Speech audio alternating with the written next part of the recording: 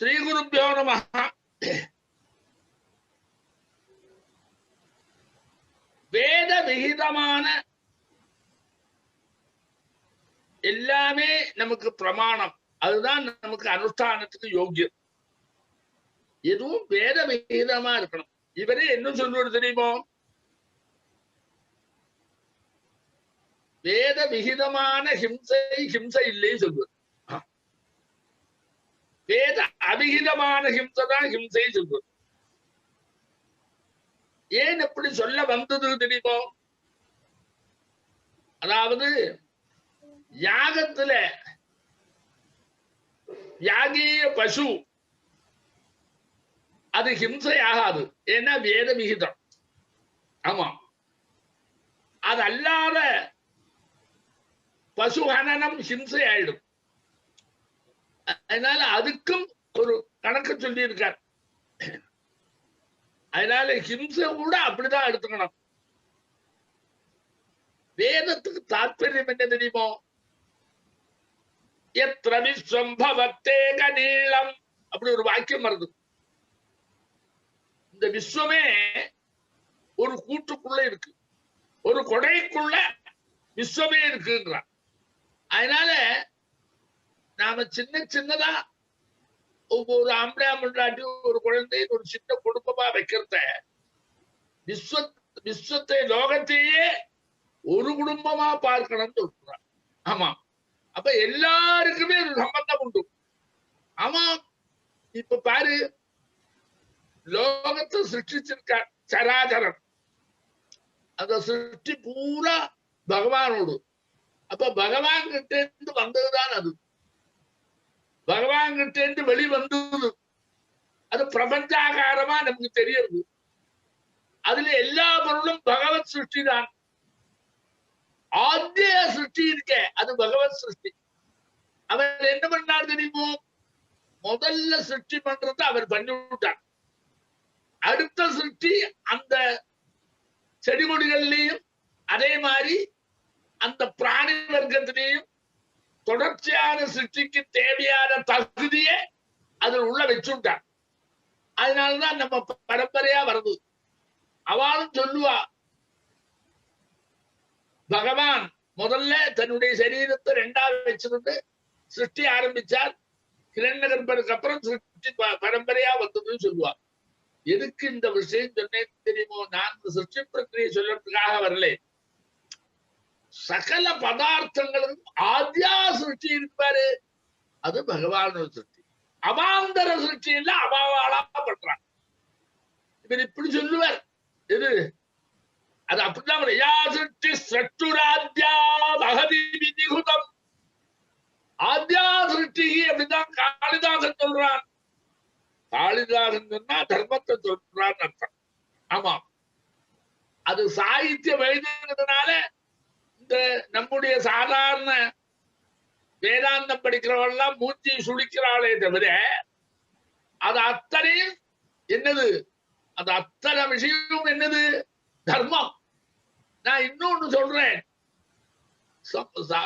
சமுதாயத்துல வேதம் சாஸ்திரம் படிச்ச வாழ்க்கை எல்லாம் ஒரு அஜ்ஞானம் இருக்கு.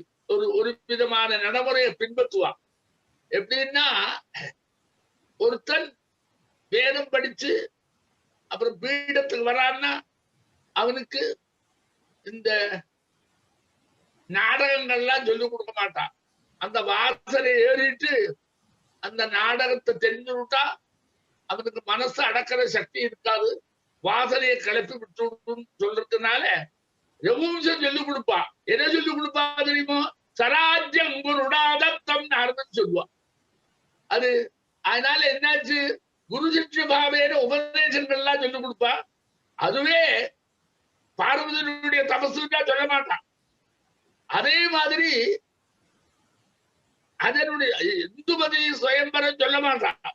ஏன்னா அதெல்லாம் சொன்னா அந்த குழந்தையினுடைய மைண்ட் இருக்க அது கெட்டு போயிடும்னு ஒரு சம்பிரதாயத்தை நான் இருக்கிற காலத்திலேயே உண்டு.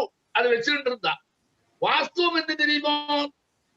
அப்படியெல்லாம் சொல்ல வேண்டிய அவசியம் இல்லை. எல்லா சப்ஜெக்டும் தெரிஞ்சிருக்கணும். தெரிஞ்சுதான் அதுல பக்குவம் பண்ணணுமே தவிர அதை மறைச்சு வச்சிருந்தா முதல்ல தெரியறது விருத்தமான சிந்தனை வர ஆரம்பிச்சு விடும். அவர் சொல்லுவார், நம்ம பரமேஸ்வரன் அந்த ஹிமாலயத்திலுமே தபசுக்கு உட்கார்ந்து ஆரம்பிச்சு விட்டான்.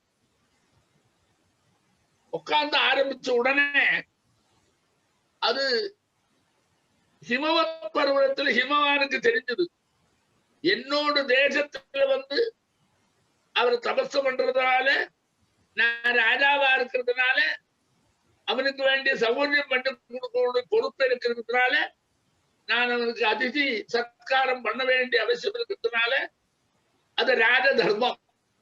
உன்னுடைய அதிகார வரப்புக்கு உட்பட்ட இருந்துட்டா அதை நீ கவனிக்கணும். அப்ப அவர் அந்த பரமேஸ்வரன் நீ தபசு பண்ற, உனக்கு சுசூஷ பண்றதுக்கு எனக்கு நேரம் இல்லை, என்னோட பொண்ணு இருக்கா பார்வதி, அவளை உனக்கு அனுப்பி தரேன்றான். அந்த பார்வதி யௌவனத்தில் இருக்கிறவள் அனுப்பி தரேன்றான். சரி சொல்லிவிட்டார் அவன். இப்ப ஒரு கேள்வி வந்தது, என்னடாது இது பஞ்சே நெருப்பே கிட்ட கிட்ட வைக்கிறைய கிதகும்ப சமானாரி தத்தாங்கார சமப்புமான், ரெண்டையும் கிட்ட வச்சா என்ன ஆகுறது? ஐயோ கொடுக்க, அந்த பார்வதியை கொண்டு கொடுக்கறேங்கிறான், அவன் கொண்டு வாங்குறான், என்ன இப்படி இருக்க, ரெண்டு கட்டாளா இருக்க அப்படின்னு ஒரு கேள்வி கேட்கிறோடு அவர் பதில் சொல்றார். இது விகாரஹேதவும் சதி விக்ரியந்தே ஏசாம் நஜேதாம் சிதயேவ தீராஹ. மனசுக்கு விகாரத்தை உண்டு பண்ற சந்தர்ப்பம் இருக்கிற போது அதை அடக்கிறவன் தான் தீரன். சந்தர்ப்பமே இல்லைன்னா என்னப்பா அது? அதனால இது ஒரு பெரிய பரீட்சணமா மாறுறது அப்படின்னுதான் வியாக்கியானம் பண்றாளே தவிர, அவன் காதலே தபசு பண்ற இடத்துல ஒரு பொண்ணோடு முகமோ தெரியப்படாது, வார்த்தையோ தெரியப்படாது அப்படின்னு சொல்லறது இல்லை. விகாரஹேதவும் சதி விக்ரியந்தே, விகாரத்துக்கு மனசுடைய விகாரத்தை உண்டுபடுறதுக்கு காரணம் அது இருக்கிற போது விகாரம் அடையாமல் இருப்பாரு திருடமா. எவனுடைய சேதஸ்கள் விகாரத்துக்கு காரணம் இருக்கும் போதே விகாரம் அடையாள இருக்கோ அவன்தான் தீரன். இல்லாத போது தீரன் சொல்றதுக்கு அர்த்தம் இல்லை அப்படின்னு சொல்லுவான். அதனால நீ சாகித்யத்தை படிக்க ஆரம்பிச்சா பல விஷயங்கள் உனக்கு நிறைய தெரிய ஆரம்பிச்சு விடும். நீ அது நாடகம், இதிகாசம், அலங்காரம் அப்படி எல்லாம் நினைச்சுட்டு பச்சப்படுத்தாத. அதை எல்லாத்தையும் படிச்சாதான் உனக்கு சம்ஸ்கிருதத்துல ஞானமே வரும் அப்படின்னு வச்சிருந்தார். எதுக்கு சொல்ல வந்தேன்னா, எல்லாம் சொல்லணும். அதுக்கு ஒரு திருஷ்டாந்தம் சொல்றேன் பாரு. இந்த வேதம் இருக்க, அது நிறைய மந்திரத்தை சொல்லி அவளுடைய சம்ஸ்காரத்துக்கு தகுந்த மாதிரி மந்திரத்தை சொல்லும். அப்ப மொத்தம் வேதம் இவன் அத்தியனம் பண்ணிட்டு தான் வருவன். அதனால அந்த மந்திரங்கள் எல்லாம் இவனும் சொல்லுவன். அந்த மந்திரம் சொல்றது என்ன இருக்குன்னு தெரியுமா? மந்திரம் மட்டும் சொல்றேன் பாரு, உனக்கு நீ அர்த்தத்தை புரிஞ்சுக்கணும். அர்த்தத்தை விளக்கினா அசிங்கமா இருக்கும், புரியலையா? அப்ப அந்த வேறமே நான் சொல்றது பரஸ்பரம் தாம்பத்தியத்தினுடைய சம்சர்க்கத்தை சொல்ற இடமே வேதத்துல வருது. அதனால அதுக்கெல்லாம் நீ அர்த்தம் அசிங்கம்னு அர்த்தம் இல்லை. அதெல்லாம் என்னன்னு தெரிஞ்சாதான் சர்வஜத்துவம் சித்தம். அதனால சொல்லும், நேஷ்டப்பத்தி முதானேத்யாக அக்னி தேவநேஷ்ட நிரேதோ ததாதி நேஷ்டாபத்தி நாமுத்காத்ரா சஞ்சாபயதி பிரஜாபதருபா ஏஷயதுத்காதா பிரஜானாம் பிரஜனனாய அபௌபப்ரவர்த்தயதி வேதனேவ தத்சித்யதி ஊருணோபப்ரவர்த்தயதி ஊருணாஹினேதஸ்சித்யதே நக்னங்கச்சூருமுபப்ரவர்த்தயதி யதாஹி நக்ன ஊருர்பவதி அத விசுதி பவதா அதரேதஸ்சித்யதே அத பிரஜா பிரஜாயந்தே. இதெல்லாம் விளக்க உரைகள், தத்துவ விளக்க உரைகள் எல்லாமே சேர்ந்ததுதான். நீ சொல்றே பாரு, யாகம் பண்ணணும்னா என்ன சொல்றான்? நீ கல்யாணம் பண்ணிக்கணும், பொண்டாட்டி வேணும். பொண்டாட்டி வேணும்னா புத்திர பிராப்தின்றான். புத்திர பிராப்தி இருந்தா சங்கமம் பண்ண வேண்டாமோடா. அது என்னது சங்கமம்? எப்பேற்பட்டது? அதுல என்ன நடக்கிறது என்கிறத கூட வேதம் படிச்சு நம்ம புரியுது. அதனால்தான் வேதத்தை படிச்சா சர்வஜன் ஆகலாம். எல்லாம் அதுல அந்தர்கதம். இது கூட அந்தர்கதம். இது அங்க என்ன சொல்லுவார்? அவசியம் தமசோ ஜாதம் தமசோ விபூதம் இது பிரஜா பிரஜா புத்திரகாம அவசியம் தாபனசாதீஜானாக அப்படின்னு வருது. புத்திரகாமே வருது, புத்திரகாமான்னு வருது. யதாலிங்கம் ரெண்டு பேரும் சொல்றான். அப்ப அங்க எல்லாம் என்னது? சமஞ்சந்து விஸ்தே தேவா சமாபோதாரினோ சம்மாதனி சுவாசம் தாத்தா சமுதே ஸ்ரீதிதேஷனோ பிரஜாபதே தன்னம் மேசுதம் தேவி விஸ்தகதாமி விஸ்வீர் தேவி ராஜவிஸ்தகம் நாணப்பும்சாம் பகூனாம் மாதரஸ்யாம ஆன பிரஜாஞ்சனேது பிரஜாபதி ராஜரசாய சமனக்கஜமா அதுர்மங்கலி பதிலோகமாவி தசன்னதே அப்படின்னு தாம்பூடன் ஜிவனமாமேரியாம் பீஜம் மனுஷ்யாவபத்தி யான ஊரு சதி விஸ்ரயாதை எஸ்யாமுசந்த பிரகரே மஜேபம். அங்கே வருது. அதெல்லாம் எல்லாம் தெரிஞ்சிருக்கணும்னா வேதம் படிச்சா எல்லாம் தெரியும். அதனால எல்லா விஷயமும் தெரிஞ்சாதான் வரும். நீ ஒண்ணு கவனிச்சிருக்கியோ? சங்கர பகவத்பாதாவுக்கு மண்டல மிஸ்ரன்கிட்ட போனா அப்புறம் எல்லாம் ஆன உடனே மண்டல மிஸ்ரன் ஜெயிச்சாச்சுன்னு வந்து அப்போ ஒரு சாஸ்திரத்துல அவர் ஜெயிக்கலை. அதனால அந்த சரஸ்வதி ஜெயிச்சாதான் உண்டு அப்படிங்கிறதுக்காக அந்த காமசாஸ்திரத்தை கத்துக்கிறதுக்காக கூடுவிட்டு கூடுவாயர் மாதிரி எடுத்துக்கிண்டு அது ஒரு ராஜாட்ட போய் இருந்து அந்த ராஜாட்ட இருந்து காமசாஸ்திரத்தை கத்துக்கிட்டு அப்புறம் அதே மண்டலமிஸ்வருடைய பத்தினிட்டு சொல்லி அவளையும் ஜெயிச்சான்னு ஒரு கதை எழுதி வச்சிருக்கான். இருக்கிறதுல எப்படி வந்தது? இதெல்லாம் பெரிய ஞானிக்கு வேணமா? அப்ப அதுவும் தெரிஞ்சதுன்னு ஃபில்லப் பண்ணாதான் சர்வஜத்துவம் ஆச்சுங்கிறதுதானே அந்த மைண்ட் நினைக்கிறது. அப்படி இருக்கு. அமரு சதகம்னு ஒரு புஸ்தகம். அதுல எதுக்கு சொல்றேன்னா, அவன் அந்த ராஜாவாக கூடு விட்டு கூடு பாஞ்சு தன்னுடைய சரீரத்தை விட்டு இன்னொரு சரீரத்தை ஏற்றுக்கொண்டு அதிலேந்து அந்த காமசாஸ்திரத்தினுடைய நுணுக்கங்கள் எல்லாம் புரிஞ்சுக்கிட்டு மறுபடியும் திரும்பி வந்து மண்டலமேஸ்வருடைய கொண்டாட்டிட்டு வந்து அதிலே அவர் ஜெயிச்சார். இப்படி ஒரு கதை ஒண்ணு எழுதியிருக்கு. அவரை பெருசாக்கிறதுக்கு இந்த கதை வேண்டவே வேண்டாம். அவர் ஞானிங்கிறதுக்கு சொல்றதுக்கு இந்த கதை தேவையே இல்லை, அவசியமே இல்லை. எத்தனை சொல்லுறவர். அதனால இருந்தாலும் இந்த ஒரு கதையை அதில் சொருகி வச்சிருக்கான். அப்படி சொருகினுடைய மனசு என்ன தெரியுமோ, அதிலேயும் அவர் நம்பர் 1 அப்படின்னு சொல்றதுக்கு. அப்ப அதெல்லாம் நாம தப்பா எடுத்துக்க முடியாத. அதெல்லாத்தையும் விட பாரு, புத்திர பிராப்தி இருந்தால்தான் ஒருத்தனுக்கு, அதாவது புத்திரன் இருந்தா தான் உபயோகம். இகலோகத்துக்கும் பரலோகத்துக்கும் புத்திரம் போகணும். இது அப்படி இருக்கு. அதனால பரத்ரேகத சர்மனே, பரத்ர சர்மனே இகத சர்மனே இவர் சொல்லுவர். யாரு? சந்தானம் இருக்கே, அது ரொம்ப இரு லோகம் உபயோர் லோகையோர் ஹிதம் அப்படின்னு அதனுடைய தரத்தை அழகா சொல்லுவார். அதாவது அபுத்திரஸ்து கஜன்னாஸ்தி சர்க்கோ நெய்வத நெய்வத. புத்திரன் இல்லைன்னா அவனுக்கு கதியே இல்லை, சொர்க்கம் இல்லவே இல்லை. 2 தடவை சொல்றானே, நெய்வத நெய்வத. அங்க என்ன தாற்பயத்துல சொன்னார் தெரியுமோ? சொர்க்கம் கிடைக்காதுன்னு சொன்னா, சொர்க்கம் கிடைக்கணும்னா யாகம் பண்ணணும். யாகம் பண்ணன்னு சொன்னா கல்யாணம் பண்ணிட்டா போதாது, புத்திரம் பிறந்தாதான் யாகம் பண்ண. யோகியிலேயே அதை சேர்த்து வச்சுட்டேன். அப்ப வெறுமன புத்திரன் இந்திரிய சுக அனுபவத்தினுடைய கடைசி பலன் புத்திரன் என்கிற கோணத்துல வரலை. புத்திர பிராப்தி நேரேன கோணம் இருக்கு, அதுல பிரவൃத்தி பண்ணணும்னு இருக்கு. நீ உன்னை கவனிச்சு பாரு. இந்த திலீபன் இருக்கானே, குழந்தை இல்லைன்னு வந்த உடனே 2 பேருமா தேர்ல ஏறி வசிஷ்டருடைய அவருடைய குலகுரு வசிஷ்டருடைய ஆசிரமத்துக்கு வரா. அங்க வந்து அவரோட இருந்து என்ன எதிர்பார்க்கிறா? எனக்கு புத்திரன் இல்லை, புத்திரன் வேணும்னு சொல்றாரு அவர். அப்படி இப்ப புத்திர பிராப்திக்காகத்தான் அதுக்கு என்ன வேணும்னு சொல்லித்தான் வர்றார்.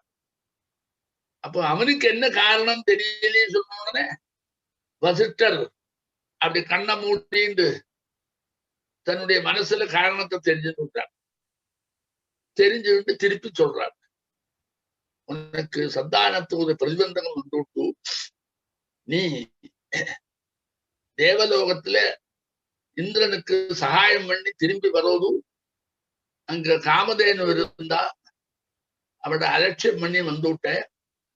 அதனால அவளை ஒண்ணு செபிச்சிருக்கா. என்னது? பூஜா விதிக்கிரமம் பண்ணிவிட்டு ஆரை கௌரவிக்கணுமோ அது கௌரவிக்காது வந்த. அப்போ அவ செபிச்சா, மற்பசூதி வனாராத்ய பிரதேஜித்வாம் தசாவசா அப்படின்னு சொன்னா. அப்போ நீ ஆராதனம் பண்றதுனால பண்ணாததுனால அந்த சாபம் வந்ததுன்னு சொன்னா உன்கிட்ட ஒரு குறை வருமேப்பா. இல்லை, நீ குறை பண்ணலை, நீ ராஜா, நீ நியாயமா இருக்கிறவன்.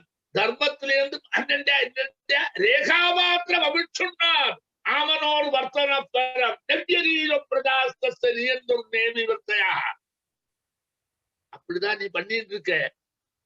அங்க ஒரு தர்ம சங்கடம் வந்து உனக்கு. அங்கிருந்து வரோது அவளுடைய பத்னி இருக்கால, அவள் அன்னைக்குத்தான் குளிச்சிருக்கா. அப்போ ரிதுஸ்நாதா இமாம் ஸ்மரன், இமாம்னா கிட்ட இருக்காள் அவள். ரெண்டு பேரும் சுதட்சிணே ரிதுஸ்நாதையா இருக்காங்கிற சமாச்சாரம் அவனுக்கு தெரிஞ்ச உடனே அந்த ஸ்மிருதி வந்ததுனால எல்லாத்தையும் மறந்து ஓடின்னு வரும்போது உனக்கு இதெல்லாம் தெரியாத போச்சே தவிர உன் பேர்ல இருக்கிற தப்பு இல்லைன்னு விளக்கிறான். அவன் எப்படி இருக்கான்? ரிதுஸ்நாதையா இருந்தா நாம சம்போகத்துக்கு தயாராகணும்னு தர்மசாஸ்திரத்தில் தானே வரானவன்.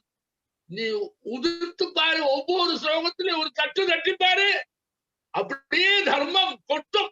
ஆமா, அதை படிக்க வைக்காத. குமார் சம்பவத்துல தர்மம் கொட்டும், அதை படிக்க வைக்காத. அதுல எல்லாம் சாகித்யத்தில எல்லாம் மனசுல இருக்கிற விகாரத்தை உண்டு பண்ணும். அதனால மனசு கெட்டு போயிடும். மாகே மேகே கதப்பைய கெட்டு போயிடும். இப்படி எல்லாம் பிராபகண்டா பண்ணி அவனை பொத்தி பண்ணிட்டு இருந்து அது ஒண்ணுமே இல்லாத ஆனோன்னு அவனுக்கு புதுசா தெரியும் போது அவன் எல்லாம் சொல்ல ஆரம்பிக்கிறான். அதனால வேணும். அப்போ ரிதுஸ்நாதாம் இமாம் ஸ்மரன், அங்க ஒரு தர்மம். புரியலையோ? எந்த கிரந்தத்தை எடுத்துட்டாலும் அதுல ஒரு தர்மம் இருக்கும். ரிதுஸ்நாதாம் இமாம் ஸ்மரன், இமாம்னா கிட்ட உட்கார்ந்துருக்கா அவள். ரெண்டு பேருமா சேர்ந்தா வச்சிருக்கா. நீ இவளை ஸ்மரிச்சிருந்து ரிதுஸ்நாதையா வரணும் சொல்லியிருக்கேன், அதனால உனக்கு தெரியாத போச்சு அப்படின்னா அவன் சும்மா விடலை. அப்படி இருந்தாலும் அப்படி ஒரு சத்தம் போட்டு அந்த சத்தம் காதுல விழாதா? அதாவது அந்த ஆகாச கங்கையில யானைகள் குடிச்சுட்டு இருக்கிறதுனால அந்த கொந்தளிப்பு ஆகாச கங்கையருடைய சத்தத்தினால உனக்கு காதுல விழாது போயிடுச்சு. அதனால உன் பேர்லே தப்பில்லை. எப்படி அழகா வர்ணிக்கிறார். அப்ப இதெல்லாம் என்ன வேணும்? எல்லா சம்ஸ்கிருத நூல்களும் நமக்கு தர்மசாஸ்திரத்தோட சேர்ந்ததுதான். அதனால இந்த பிரிவை நாம வச்சுக்கப்படாது. எல்லா சம்ஸ்கிருத நூலும் பாரு, எல்லாத்திலையும் தர்மம் தான் தர்மத்துல தோஞ்சிருக்கும். நீ தர்மத்தோட கலந்துதான் இருக்கும். நான் சொல்ற பரஸ்பரம் ஸ்ரீ சங்கமமும் தர்மம் தான்.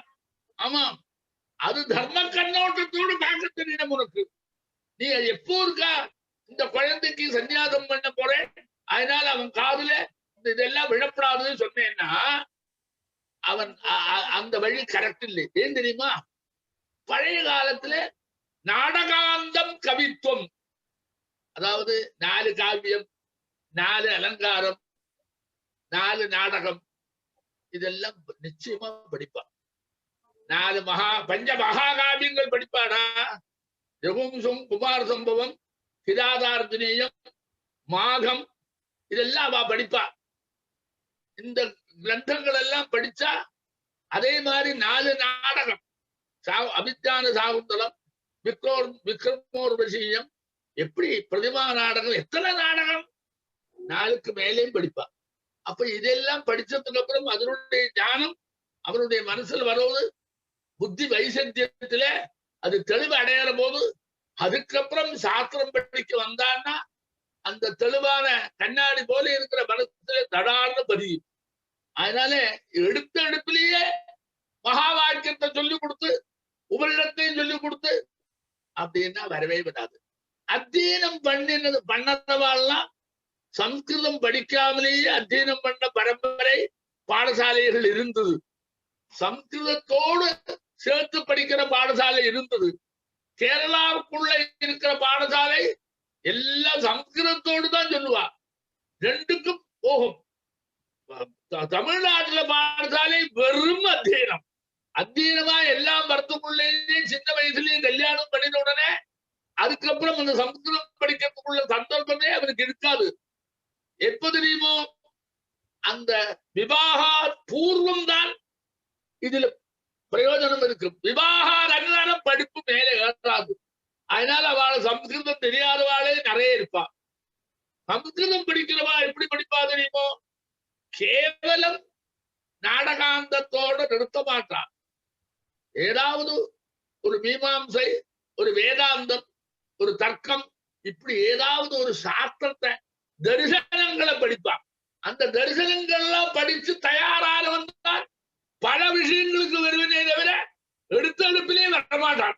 அப்ப அவளெல்லாம் சமஸ்கிருத பாஷையில நியாயமான சரளமா, அந்த காலத்திலே தமிழ்நாட்டிலேயோ கேரளத்திலேயோ இருக்கிற சமஸ்கிருத பண்டிதாளுக்கு சரளமா பேச வராது. ஆனா அவளுடைய ஞானம் இருக்கு பாரு, அது அகாதம். பேசுறதுக்கு சந்தர்ப்பம் இல்லை. அந்தந்த தேச பாஷையிலேயே அவன் எல்லாரோடையும் பழக வேண்டி இருக்கு. ஒருத்தர் பண்டிதர் சந்திக்கிற போது தேச பாஷை வந்துவிடும். அதனால பேசுறது இருக்காது. அதனால அவனுக்கு ஒன்றும் தெரியலேன்னு அர்த்தம் இல்லை. இதெல்லாம் படிச்சு சமஸ்கிருதத்திலேயே பாடம் நடத்துற காலேஜ் எல்லாம் நிறைய இருந்தது. மெட்ராஸ்ல சமஸ்கிருத காலேஜ் இருந்தது. அங்க எல்லாம் எப்படி சமஸ்கிருதத்திலேயும் சொல்லிக் கொடுப்பா, சமஸ்கிருத பாஷையிலேயும் படனம் எல்லாம் அத்தியனம் அத்தியாபனம் 2மே வரும். அப்படி சொல்லிக் கொடுப்பான். ஏன்னா அவர் எழுதுறது சமஸ்கிருதத்துல எழுதணும். அதுக்குள்ள அந்த 4 வருஷத்துல முழுமையா படிக்கிற போது சமஸ்கிருத பாஷையில சரளமா அப்படி அழகா பேச கொட்ட தெரியும், நன்னா எழுதும் செய்வன். எப்போ ஒண்ணு வச்சுக்கோ, ஒரு பாஷை தன் வசம் ஆச்சுன்னு சொன்னா அதுல ஏதோ ஒரு ரெஃபரன்ஸ பார்த்தா பாஷையினுடைய வசியத்தினால அந்த ரெஃபரன்ஸும் மைண்ட்ல என்னைக்கும் இருக்கும். இவன் அப்படி ஒண்ணும் இல்லையே, சும்மா நித்திய புத்தகத்தை பார்த்துட்டு அந்த சமயத்துல எழுத்தெல்லாம் கூட்டி படிச்சுட்டு அப்படின்னு சொல்லிட்டு ஆலோசனை சொல்லிட்டு இருக்கான். அவன் என்ன எப்படி வருவனுக்கு?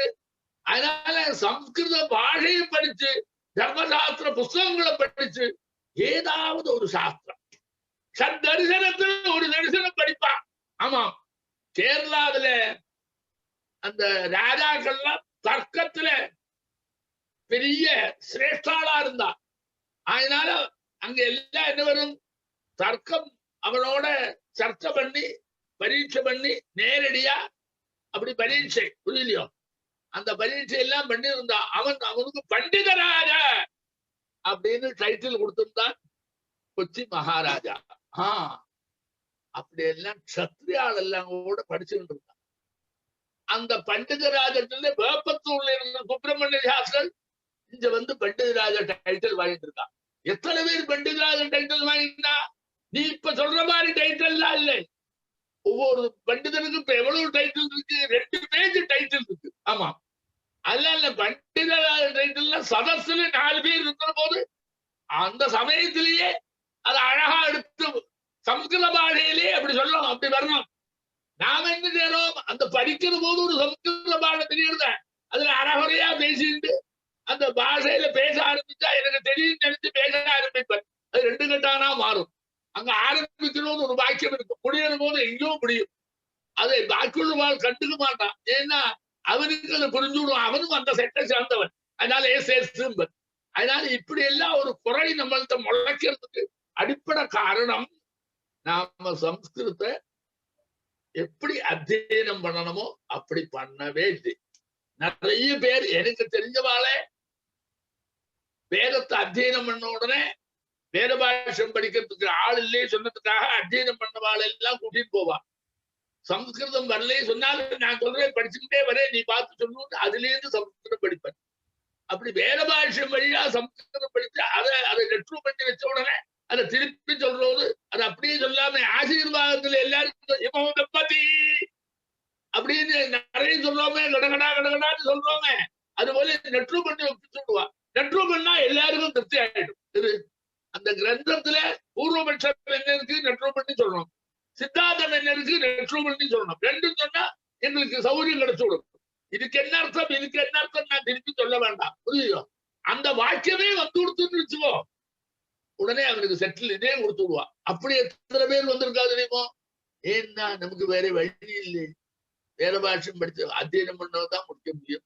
அத்தியனம் பண்ணாதது இல்லை. அத்தியனம் பண்ணவும் சம்ஸ்கிருதம் பண்ணலைன்னாலும் பரவாயில்ல, நான் அதுல பாஷத்துல ஒரு சம்ஸ்கிருதம் சொல்லி அதுல இருந்து தெரிஞ்சுக்கோ அப்படின்னு பண்ணிட்டு இருந்தா. இதெல்லாம் என்ன ஆயிடுத்து தெரியுமோ? அவனை வேத பாஷ கௌரவமா நாம சொன்னோமே தவிர அவனை ஒரிஜினல் வேத பாஷத்தை தெரிஞ்சுக்கிற அளவுக்கு வச்சுக்கல. அந்த ஞாபகத்துக்கு வரலன்னா திண்டாடு வேண்டாவன். நீ ஏற்கனவே சம்ஸ்கிருதம் படிச்சிருந்தேன்னு வச்சுக்கோ, அந்த வேத பாஷ புத்தகத்தை எடுத்த உடனே கடகடாடு மேல வந்துவிடு. இப்ப அப்படி இல்லை. அதனால அப்படி எல்லாம் வாக்கியார்த்தம் சொல்றதும் உண்டு. சில சமயம் என்ன ஆகும், நல்ல ஞானம் வராத வாக்கியார்த்தத்தை வந்துட்டா நெற்று பண்ணி ஒப்பிக்கத்தான் வேணும். பரீட்சையில எல்லாம் ஒப்பிச்சா அது கரெக்டா இருந்துட்டா இது போட்டு விடுவா மார்க்கு. அப்போ அவன் ஜெயிச்சு விடுவான். ஜெயிச்சதெல்லாம் ஒரு பெரிய விஷயம் இல்லை, நேரடியா வாக்கியார்த்தத்துல வந்தா தான். அதனாலதான் ஆன்சீட் காலேஜ்ல ஆரம்ப காலங்கள்ல சிரோமணி விருதத்துக்கு முன்னாடி அங்க வாக்கியார்த்த சதஸ் வச்சு பண்டிதாளை வச்சு அவனை அனலைஸ் பண்ணி அப்படி பரீட்சை நடத்திட்டு இருந்தான். அதுக்கு பேரு சாகித்யம்னா சாகித்ய விசாரதா, மீமாம்சன்னா மீமாம்ச விசாரதா, வேதாந்தம்னா வேதாந்த விசாரதான்னு கொடுத்துட்டு இருந்தான். அப்புறம் கொஞ்ச நாள் ஆன உடனே மெட்ராஸ் யூனிவர்சிட்டியில இந்த பரீட்சை நடத்துறே சிரோமணி விருதம் கொடுக்குறேன்னு சொன்ன உடனே அங்க ஒட்ட வச்சா. ஒட்ட வச்சதுக்கு அப்புறம் அதுலயும் பாஸ் பண்ணி வாக்கியார்த்தத்திலையும் பாஸ் பண்ணி ரெண்டுலயும் வந்துட்டு இன்னைக்கு அப்படிதான் இருக்கு. எதுக்கு சொல்றேன்னா சமஸ்கிருதத்தை ஆழமா படிச்சு அதை எடுத்து பரிமாறுறதுன்னு வரக்கூடியதான ஒரு பெரிய ஜனசமூகம் நமக்கு இப்ப தேவை. ஏன் தெரியுமா? எல்லா பாஷையை விட உசந்த பாஷை சம்ஸ்கிருதம். சம்ஸ்கிருதம் கலக்காத பாஷையே இல்லை. ஆமாம், எல்லா பாஷையிலையும் சம்ஸ்கிருதம் கலந்துதான் இருக்கு. நீ இப்படி வச்சு பாரு, தமிழ்ல கூட சம்ஸ்கிருதம் கலந்துருக்கு. இது பாரு, நீ ஆமாம் சொல்றியே அது தமிழ் இல்லை. அங்கீகாரே ரெண்டாம் சொல்லு ஆமாம். ஆமா, அப்படிதான் வந்திருக்குது. எத்தனையோ தமிழ்ல சத்திக்கு இந்த பைய வச்சுக்கோ, சத்திக்கு வச்சுக்கோன்னா சத்யா இதை நீ வச்சுக்கோ. எத்தனை தமிழ்ல இருக்கிறதெல்லாம் சமஸ்கிருதத்தினுடைய தேஞ்சு உறைஞ்சு வந்திருக்கு தெரியறது. எல்லாம் அப்படிதான் இருக்கு. அதனால அந்த சமஸ்கிருதத்தினுடைய சம்பர்க்கம் இல்லைன்னா அந்த பாஷையாவே இருக்காதுடா. எல்லா பாஷையிலையும் சம்ஸ்கிருதம் உண்டு, தமிழ்ல கூட உண்டு. அவன் ரொம்ப கஷ்டப்பட்டு எல்லாம் பேசினா கூட அவன் சொல்றானேடா, என்ன சொல்றான், இந்த ரெண்டு கட்டா கூட தமிழ் பேசுறது அவளுக்கே பிடிக்காத சில வார்த்தைகள் இருக்கு தமிழ்ல. அங்க அங்க அவனை ஒரு திட்டு வந்தா பல திட்டுறது இருக்க, கஸ்மாலம் அப்படின்ப, அது கஸ்மலமாகும். அந்த தீர்க்கத்தை வச்சோன்னு தமிழ் ஆயிடுது கஸ்மாலம் இல்லையா? அவளுக்கு எல்லாம் எப்படி தெரியுமோ, அவளுடைய பாஷையில அவளுக்கு சிலதெல்லாம் எழுத்துக்கள் இல்லாததுனால மாத்திப்பா. அதாவது லட்சியம் இலக்கு அப்படின்ப, அந்த இலக்குங்கிற சப்தம் அதுல இருந்து வந்தது, லட்சியத்தில இருந்து. இலக்கணம் லட்சணம் இலக்கணம் சொல்லுவோம். அப்படி எல்லாம் தான் வந்தது. ராமன்னா இராமன், ரங்கன்னா அரங்கன். அப்ப அதெல்லாம் நம்மள்ட இருந்துதான் வந்திருக்கு. நீயே கவனிச்சு பாரு. அவன் என்ன செய்வன், பேரை மாற்றிக்கிட்டான். இது பேரை மாற்றிக்கிறவ அவனுக்கு ஒரு பேரு சம்ஸ்கிருதத்துல வச்சிருக்கு. அப்ப தமிழ் வேணும் தோணு இது. அப்ப வந்தோடனே என்னாச்சு, அதாவது தமிழ் வேணும் தோணுச்சு. அப்ப என்ன, சோமசுந்தரம் சொன்னான். இது சோம சுந்தரன் அப்படி ஒரு பேரு. அந்த பேருக்கு அவன் மாற்றுவன். அவன் என்ன செய்வன், நீ பாரு, அன்பழகன் அருவழகன் எல்லாம் போடுறேன், ஞான சுந்தரம்னு அதை அருவழகன் ஆக்குவன். பார்த்தோம், ஞானம் அறிவு, சுந்தரம் அழகு அப்படின்னு ஒட்ட வைப்பன். இப்படிதான் பல அவளாலேயும் அதை தூக்கி எறிஞ்சு பண்ண முடியல. இது அப்படிதான் இருக்கு. அந்த ஒரு பாஷைய, அந்த பாஷை இல்லைன்னா, சம்ஸ்கிருத பாஷையினுடைய சம்பர்க்கம் இல்லைன்னா அந்த பாஷையே நிலைச்சு நிற்காது. ஆமா, நிறைய பதஜாலங்கள் எக்கச்சக்கமா வேணுமா, சம்ஸ்கிருத்தோட இணையணும். சமஸ்கிருதம் எல்லாம் நொக்கபல்லி நிறைய இருக்கு. இது சம்ஸ்கிருதம் இல்லைன்னா இல்லை. அந்த மாதிரி சம்ஸ்கிருதத்தை ரொம்ப காலமா, கிட்டத்தட்ட ஒரு 100 வருஷமா பிராமணால் யாரும் கத்துக்காத வந்தாச்சு. கத்துக்கலைன்னா கூட தப்பில்லை. அதுக்கு பின்னாடி வந்திருக்கிற பண்டித பரம்பரை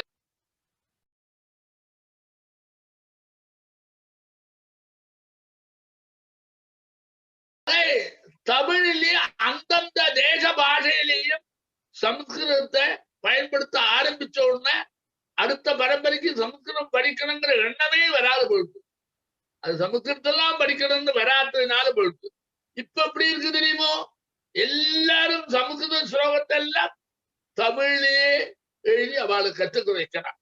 அது சமஸ்கிருதம் படிச்சா எவ்வளவு சௌகரியமா இருக்கு. தமிழ்ல டிரான்ஸ்லேட் பண்ற சிரமமே இருக்காதே. அந்த இதுல எல்லாம் வாட்ஸ்அப்ல எல்லாம் எல்லாரும் ஸ்லோகம் போடலாம். அது எந்த ஸ்லோகம், ஆதிசங்கர் பண்ணி இருக்கக்கூடியதான சௌந்தரிய லஹரிய அந்த தமிழ் எழுத்துல எழுதுறாளே, அவளுக்கு இந்த சமஸ்கிருதத்தை இப்படி கசக்கிறோமே அவளுக்கு எண்ணமே இல்லை. பாரு, சமஸ்கிருதத்தை இப்படி கசக்கிறோமே, சரியான உச்சாரணம் கொடுக்க முடியாமல் இல்லை. நான் உனக்கு தமிழே சொல்லி கொடுத்து விட்டு என்ன பெருமையா நினைக்கிறதுப்பா. இப்படி ஒரு மனோபாவத்தில் நீ எங்க கொண்ட வைப்ப? அப்படி எத்தனை இருக்கு. இந்த பூனை போடுறதுக்கு மந்திரம் சொல்றேங்கிறான், உடனே தமிழ்ல எழுதி கொடுக்குறான். தமிழ்ல எழுதி கொடுத்தா அவன் சொன்னதாக நினைக்கிறான். வேதத்தை எல்லாம் தமிழ்ல எழுதுறான், தமிழ்ல எழுதி கொடுக்குறான், தமிழ்ல இருந்தா போனுங்கிறான். இப்படி எல்லாம் ஒரு பிரச்சாரம் பண்றதுனால என்ன ஆயிடுது, கொஞ்சம் நெஞ்சம் சம்ஸ்கிருதம் பார்த்து தெரிஞ்சு போன்னு இருக்கிறவனுக்கும் தமிழ்லயே சொல்றான். சொல்லுற போது அதுல என்ன வருது, அங்க ஸ்வரம் சரியா வரலை, அக்ஷர சௌஷ்டவம் வரலை, ஆனுபூர்வி சரியா வரலை. இப்படி எல்லாம் வந்து அது சின்ன பின்னமா பண்றதுல எல்லாருக்கும் தாற்பயம். அதுல என்ன விஷயம் சொல்லு, கஷ்டப்படுறவாளுக்கெல்லாம் நான் வாட்ஸ்அப்பை கொடுத்து அத்தனை பேருக்கு சொல்றேன், நீ இந்த ஸ்லோகம் சொல்லு எனக்கு எல்லாம் வருங்கிறான், நீ இந்த மந்திரம் சொல்லு எனக்கு எல்லாம் வருங்கிறான். இப்படி நிறைய உழைப்பில்லாமலேயே ஊதியம் கிடைக்கிற மாதிரி நான் ஒரு ஸ்லோகத்தை சொன்ன உடனே நீ எங்க இருந்து எப்ப சொன்னாலும் பரவாயில்ல, நீ சொன்ன உடனே அந்த பகவான் உடனே உனக்கு வந்து ஆசீர்வாதம் பண்ணி விடுவன். இப்படி எல்லாம் நம்ம சித்தாந்தத்துக்கு விரோதமான விளக்க உரைகளை எத்தனை பேர் கொடுக்குறான், நீ எடுத்து பாரு. அத்தனை பேர் கொடுக்குறான். ஒருத்தருக்கு இதே வேலை எத்தனை பேர் இப்படி தெரியும். அதனால சம்ஸ்கிருதம் படிச்சு நாமெல்லாம் அடுத்த பரம்பரை என்ன வேணும்னா, சம்ஸ்கிருதம் படிச்சு அதுக்கப்புறம் படிக்கணுமே தவிர எந்த வேதத்தையோ சாஸ்திரத்தையோ படிக்கிற போது அந்த சம்ஸ்கிருதத்துல யாரோ அதுக்கு அர்த்தம் சொல்லி சொல்லி அதை படிக்கிறதுன்னு வரக்கூடாது. சமுத்திர பாஷையை முதல்ல சரளமா பேசுறதுக்கும் எழுதுறதுக்கும் ஒரு சாமர்த்தியம் வரத்துக்கு 4 நாடகம், 4 அலங்காரம், 4 மகாகாவியம் இது எல்லாத்தையும் படிச்சா சுலபமா நமக்கு வரும். பழைய காலத்துல 10 கிளாஸ் படிக்கிற போது இங்கிலீஷ் படிச்சுக்கிட்டே வரும்போது 10ஆம் கிளாஸ்ல இங்கிலீஷ்ல பேசுவனே, நீ அதெல்லாம் இல்லாத அந்த சமஸ்கிருதம் படிக்காதே வர்றதுனால என்ன ஆயிடுது, சரளமா அதனுடைய ஞானம் உனக்கு வராதாயிடுது. பேசக்கூட உனக்கு தெரிய வேண்டாம், அதுல ஞானம் வரணும். அதனால என்ன வேணும், அந்த சம்ஸ்கிருத 4 நாடகம், 4 இது அலங்காரம், 4 மகாகாவியம், 5 மகாகாவியம் இதெல்லாம் படிக்கிறது இதெல்லாம் ஒரு சந்தர்ப்பத்தில் இருந்தது. அவளெல்லாம் தான் பாடசாலையில வரோது தரிசனத்துக்கு உண்டு சொல்லுவா. இப்ப வழியில் வரோதே தரிசனத்துக்கு எல்லாரும் வந்து விடுறான். மீமாம்சை படிக்கிறதுக்கு வேதாத்தியனம் பண்ணினா மீமாம்சை படிக்க வரான். அவனுக்கு வேதாத்தியனத்துக்கு சம்ஸ்கிருதம் தெரியாது. மீமாம்சையில சொல்லிக் கொடுக்கிற வாத்தியார் அந்த சம்ஸ்கிருதத்துக்கு அர்த்தம் சொல்லி இப்படி எல்லாம் சொல்ற போது அந்த சொல்லல அவனுக்கு மீமாம்சை வரதே தவிர அவன் பின்னாடி பிரகாசிக்க முடியாது. பின்னாடி சென்று நிற்கிறான். அப்ப அவனை சம்ஸ்கிருதம் படிக்க வச்சு வரணும். ஒண்ணு சொல்றேன் கேளு, நமக்கு எல்லாருக்குமே சம்ஸ்கிருதம் படிக்கணும். பிராமணனா பிறந்தா சம்ஸ்கிருதம் படிக்கிறோம். பிராமணனா பிறந்தா சம்ஸ்கிருதம் படிக்கிறோம். நாம என்ன பண்ணிட்டு இருக்கோம்? சம்ஸ்கிருதம் தெரியாட்டா பரவாயில்லை, தமிழ்ல சொல்லித்தரேன்னு நாம வழிகாட்டி கொடுத்துட்டோம். அவனை படிக்க முயற்சி பண்றதே விடுறதில்லை. அப்படி எல்லாம் பண்றதுனால என்னாச்சு, காலப்போக்கில கடைசி காலத்துல அவனுக்கு தமிழும் தமிழ்ல இருந்தா தான் புஸ்தகம் வரும், தமிழ்ல இருக்கா கேட்க ஆரம்பிச்சுடுறான். இப்போ அப்படிதான் ருத்ரம் இருக்கு, தமிழ்ல பிரிண்ட் பண்ணி கொடுத்துருக்கா. அந்த தமிழ் புஸ்தகத்தை வச்சு ருத்ரம் ஜபிக்கிறான். அதே மாதிரி எல்லா தமிழ்ல எல்லா விஷ்ணு சகஸ்ரநாமம் தமிழ்ல தமிழ்லயே படிக்கிறார். எல்லாரும் தமிழ்லயே படிக்கிறார். அப்படி ஒரு பఠன ரீதியை நாம கொண்டு வந்துட்டோம். அது கொண்டு வந்ததுனால என்னாச்சு, அது அவன் இஷ்டத்துக்கு சொல்றதுனால சரியான உச்சாரணம் இல்லாததுனால அதனுடைய சப்பிரயோஜனமா அவனுக்கு ஆக மாட்டேங்கிறது. சொன்னோம்னு ஒரு பெருமை இருக்குமே தவிர அது பிரயோஜனம்னு ஆகிறது இல்லை. அதனால கஷ்டத்தை பார்க்காத நம்ம வரைக்கும் தொலைஞ்சு போறது. நமக்கு எல்லாம் வயசாயிடுத்து போயிட்டோம். அடுத்த பரம்பரையில சம்ஸ்கிருத துளுக்க வைக்கலே சொன்னா எந்த சாஸ்திரமும் நிற்காது, வேதமும் நிற்காது. சம்ஸ்கிருதம் இருந்தா தான் வேதங்கள்லாம் நிற்கும். அது சுழுவு முறையில அது இல்லாதே கத்துக்கிறேங்கிற புத்தி எல்லாம் ரொம்ப மாடர்ன் அவுட்லுக். அது இல்லாதே கத்துக்கிறேன் அப்படின்னு சொல்றதெல்லாம் தப்பு. சில பேர் இங்கிலீஷ்லயே சத்தியாவந்தோட புத்தகம் போட்டுருக்கான், அதுல இங்கிலீஷ்ல கத்துக்கோங்கிறான். அவனுக்கு இங்கிலீஷ்ல மேட்ச பாஷையை கத்துக்கிட்டு அதுல கத்துக்கணும்னு அந்த சம்ஸ்கிருதத்தை மாத்துறான். அப்ப எல்லாத்தையும் பாஷையை விருப்பப்படி பண்ண ஆரம்பிச்சா என்ன கஷ்டம் வரும் தெரியுமோ? அந்த வேதத்திலையும் அந்த சம்ஸ்கிருதத்திலையும் இருக்கக்கூடிய அக்ஷர சௌஷ்டபம் நம்ம விட்டு போயிடும். வேதமா இருந்தா ஸ்வரங்கள் நம்ம விட்டு போயிடும். என்னெல்லாம் சொரவு, உதாத்தம் அருதாத்தம் சொரிதம் பிரஜயம், நிறைய சொரம் இருக்க. இதெல்லாம் நீ இதெல்லாம் எழுதி காமிச்செல்லாம் கத்துக்க முடியாது. கண்ணால பார்த்து வேதத்தை படிக்கக்கூடாது. கண்ணால எழுத்த பார்த்து வேதத்தை படிச்சா வராது. காதால சொரத்தை கேட்டு படிச்சாதான் வரும் என்கிறது சித்தம். நீங்க படிச்சுவாள்லாம் என்ன பண்றாள், அது இல்லைனாலும் பரவாயில்லை, நான் எப்படி கத்து கொடுக்குறேன், கட்டு போறதே இப்படியாவது தெரிஞ்சுக்கிட்டுமே, தமிழ்லயாவது தெரிஞ்சுக்கிட்டுமே, சம்ஸ்கிருத்திலாவது தெரிஞ்சுக்கிட்டுமே, இங்கிலீஷ்ல சொல்லட்டுமே. இங்கிலீஷ்ல புத்தகம் போட்டு எங்கிட்டே கொடுக்குறான். இந்த பாரு, எல்லாருக்கும் தெரியறதுக்காக இங்கிலீஷ்ல போட்டுருக்கேன்னு நான் அவங்கள்ட்ட சண்டை போட முடியுமோ? நல்ல காரியம் பண்ணேன்னா சொல்றது, இல்லைன்னா என்ன வச்சு வைக்க மாட்டான். எப்படி எல்லாம் கஷ்டம் இருக்கு பாரு. நாம நிறைய கஷ்டத்தை அனுபவிக்கிறோம் நிறைய இடங்கள்ல. அதனால என்ன வேணும், நம்ம முதல்ல என்ன வேணும், சம்ஸ்கிருதத்தை படிக்கணும். அதனால்தான் பழைய காலத்துல என்ன செய்வா தெரியுமா, ஆனா ஆவன்னா சொல்லி கொடுத்து பிரதமாதர்சம் திதியாதர்சம் அப்படின்னு ஆரம்பிச்சு சின்ன புத்தகங்கள்லாம் சொல்லி கொடுத்து, அப்புறம் பத்தியத்துக்கு வரும்போது ஸ்ரீராமநந்தம் சொல்லி கொடுத்து, அதுக்கப்புறம் ஸ்டேஜ் பை ஸ்டேஜா ரகுவம்சம், அப்புறம் ஒரு குமார சம்பவம், அப்புறம் அப்படியே அப்படியே கிராதார்த்தனியம் அப்படின்னு உள்ள நுழைஞ்சு மாகம் மேகம் அப்படி எல்லாம் நுழைஞ்சு அப்புறம் தான் நாடகத்துக்கே வருவோம். அதுல அலங்காரம் வருவோம். உபலயானந்தம் அப்படி எல்லாம் அலங்காரம், அந்த அலங்காரத்தையும் வந்துப்போம். அதே மாதிரி அப்பே தீட்சர் எழுதியிருக்க சித்திரமீமாம்சா அலங்காரம், அந்த அலங்கார கிரந்தங்கள்லாம் படிப்போம். புரியுது? அதுல எத்தனை விஷயம் நமக்கு புரியும் நினைக்கிற. உனக்கு ஆறாலேயும் சொல்லிக் கொடுக்க முடியாத பல விஷயங்கள் ஒண்ணு அறியாமலேயே இந்த காவியத்தை படிக்கிறது உன் மைண்ட்ல தானா ஏறி உட்காருண்டா. அப்படி ஒரு பெருமை சம்ஸ்கிருதத்துக்கு உண்டு. அது நான் சொல்ற போது நீ என்ன நினைக்கிற, சம்ஸ்கிருதம் படிக்கிறதுக்கு என்ன எழுக்கிறதுக்கு இல்லாதெல்லாம் சொல்றாங்க. நீயே எத்தனை ஸ்லோகத்துக்கு இல்லாதெல்லாம் அர்த்தம் சொல்றதெல்லாம் நான் சொல்லிட்டு இருக்கேன்டா. அப்ப நீ கேட்கப்படாதா? நீ எத்தனையோ இந்த ஒரு ஸ்லோகத்தை பண்ணா உனக்கு சகலவிதமான சேசத்தோடு பணம் கிடைக்கும், புத்திரம் பொறுப்பன், வேடம் பொறுப்பன், வேலை கிடைக்கும், இடையூறு இருக்காது.